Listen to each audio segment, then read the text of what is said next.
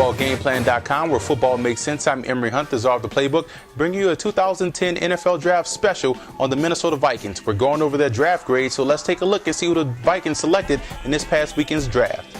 Looking at these selections, you see the Vikings had numerous needs across the board. Then they looked to fill depth at each position. What I liked about their draft, they traded out of the first round to get their guy in day 2, Chris Cook. They coveted Chris Cook from the beginning, and they were able to get him with that first pick in the second round that they obtained from the Lions with the job at best trade. 6'2", 212, a guy out of Virginia.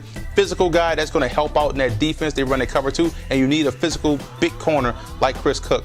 Second, I like the fact that they got Everson Griffin in the first round, who I had with a first round grade. Got him in the 4th round, and if he can, if the light comes on in that rotation, this is going to be a force to be reckoned with. The Vikings going to be able to apply pressure from all sides of the defense, especially a guy like Griffin. If he can live up to his athletic potential, this is a steal for the Vikings in the 4th round.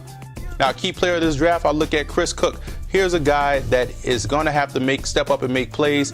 They drafted him with their first pick, so they need him to come in right away and be a tremendous playmaker. He's going to have a lot on his shoulder, but he should excel in that cover 2 scheme where they're dependent on the front pressure, and he's going to have to make interceptions, make tackles close to the line of scrimmage. He can do that. Big playmaker from Virginia. An undrafted free agent that caught my attention was Ryan Paralytic, the quarterback. Here's a guy that reminds me a lot of David Garrard, athletic in the pocket, has some accuracy on his pass, and has some arm strength. His question is, can he shake the off-the-field issues that plagued him at LSU and a little bit at Jacksonville State when he transferred? But that is an intriguing prospect, another developmental prospect for Brad Childress to take under his wing.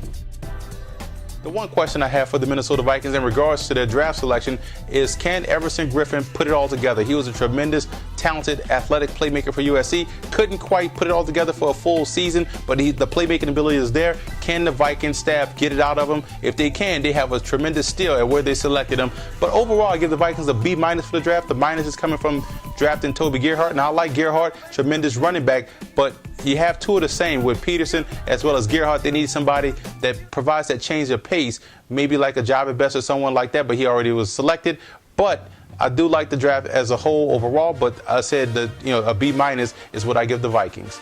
For more NFL draft grades, visit footballgameplan.com/draft or visit our YouTube channel at youtube.com/footballgameplan.